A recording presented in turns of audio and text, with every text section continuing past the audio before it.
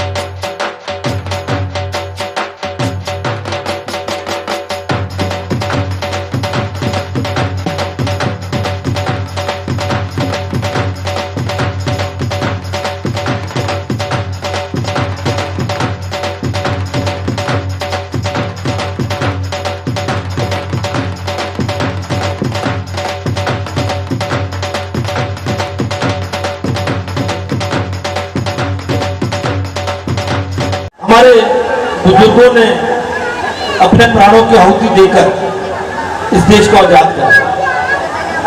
जिस समय वो आजादी की लड़ाई लड़ रहे थे, चाहे वो शहीद आजम भगत सिंह हो, राजगुरु हो, सुखदेव हो, झांसी की रानी हो, ये कितने लोग और हजारों लाखों लोग जिनके नाम भी बहुत से लोगों को नहीं पता होंगे, जिन्होंने उस समय आजादी की लड़ाई लड़ी। उस समय को यह भी नहीं पता था कि जिस दिन ये देश आजाद होगा कि हम लोग जीवित भी होंगे कि नहीं होंगे। बस उनके मन में एक ही ध्येय था कि इस देश को अंग्रेजों की गुलामी से छुड़ाना है। उन्होंने अपना कल दे दिया हमारा आज बेहतर करने के लिए। आज इस देश के अंदर यदि हम स्वतंत्र सांसें ले पा रहे हैं तो उन वीरों की कुर्बानी के कारण। आज इस देश के अंदर हमें अभिव्यक्ति की आजादी है। अंग्रेजों के समय में हम थोड़ा सा बोलते हुए डरते थे कि अगर किसी ने कुछ कह दिया तो अंग्रेज उठा के जेल में डाल देंगे। आज इस देश के अंदर अभिव्यक्ति की आजादी है। कोई भी इंसान अपनी बात प्रशासन के खिलाफ भी बोल सकता है, सरकारों के खिलाफ भी बोल सकता है, जनप्रतिनिधि के खिलाफ भी बोल सकता है। ये इस देश की खूबसूरती है। इस देश के संविधान में भी ये चीजें हैं।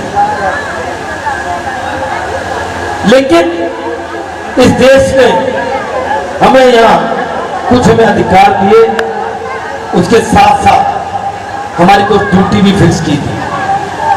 पता हमें सबको है, लेकिन निभान उसको अच्छे तरीके से नहीं कर पाए। आज मैं आपसे एक चीज मांगना है, हम जहां पर भी रहते हैं हम कोशिश करें उस क्षेत्र को साफ सुथरा रखें। हम कार में जा रहे होते हैं, अगर हमने संतरा खाया हम छिलका सड़क पे फेंक देते हैं। हमने केला खाया हम सड़क पे केले का छिलका फेंक देते हैं। हम ये नहीं सोचते कोई बेचारा पैर किसी का फिसलेगा तो उसको चोट लग जाएगी। हम पार्क में सैर करने जाते हैं, टॉफी का रैपर वहां फेंक देते हैं। मूंगफली मूंगफली खाते हैं, मूंगफली के छिलके वहां फेंक देते हैं। मूंगफली खाना मना नहीं है, आप खाओ ना। जिस लिफाफे को लेके आए हो उसी लिफाफे में छिलके फेंक दो और जहां आपको डस्टबिन मिले उस डस्टबिन में फेंक दो। अगर हम अपने क्षेत्र को, अपनी दिल्ली को, अपने देश को सुंदर रखना चाहते हैं, साफ रखना चाहते हैं, तो उसमें प्रशासन के साथ साथ हमें भी उसमें सहयोग करना पड़ेगा। तो मेरा आपसे हाथ जोड़ के सबसे विनती है कि हम आज के दिन पढ़ लें कि हम अपने आसपास गंदगी नहीं फैलने देंगे। हमारे बीच में राधा किशन जी भी हैं, पवन जी भी हैं, तो मैं देख नहीं पाया, माफी चाह रहा हूँ। तो मैं ये बात इसलिए आपको कह रहा हूँ कि हमें थोड़ी थोड़ी ड्यूटी अपनी संभालनी पड़ेगी। लेकिन पंकज जी हमें ये समझ आ गया ना, सच है ये बात। हमें संजय भैया गलत नहीं कह रहे हैं, थोड़ी सी हमें सोचने की जरूरत है। हम हर चीज प्रशासन से उम्मीद करते हैं, हम अपने आप से नहीं शुरू करना चाह रहे। जिस दिन हमने अपने आप से शुरू कर दी ना, ये सारी समस्या खत्म हो जाएगी। सब सरकारें अपने अपने तरीके से बेहतर काम करती है। आज हम यहाँ पे फ्लैग होस्टिंग कर रहे हैं, ये किसी राजनीतिक दल का नहीं है, इसमें सब पार्टी के लोग हैं, हर धर्म का इंसान है। यही तो इस देश की खूबसूरती है। इस देश के अंदर इतनी भाषाएं हैं, अलग अलग तरीके का पहनावा है, इतने धर्म है, लेकिन जब राष्ट्र की बात आती है, इस झंडे को सल्यूट करने की बात आती है, उस समय हम सब एक होते हैं। यही तो हमारे देश की खूबसूरती है। आज देश के अंदर मान लो प्रधानमंत्री जी भाषण देते हैं तो उसको सब सुनते हैं, क्योंकि वो किसी राजनीतिक दल के नहीं है, वो देश के प्रधानमंत्री हैं। दिल्ली की मुख्यमंत्री बोलती है तो उसको लोग दिल्ली का मुख्यमंत्री समझ कर सुनते हैं। आज मैं यहाँ निगम पार्षद हूँ तो मैं किसी पार्टी, आम आदमी पार्टी को रिप्रेजेंट नहीं करा खाली, मैं सारे क्षेत्र को रिप्रेजेंट करता हूँ।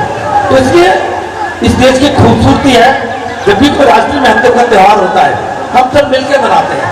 और मैं प्रभु से ये भी प्रार्थना करूंगा, यही स्वाद, यही प्यार हम सबका इसी तरह बना रहे और हम इसी तरह मिलजुल कर इस त्योहार को मनाते रहे।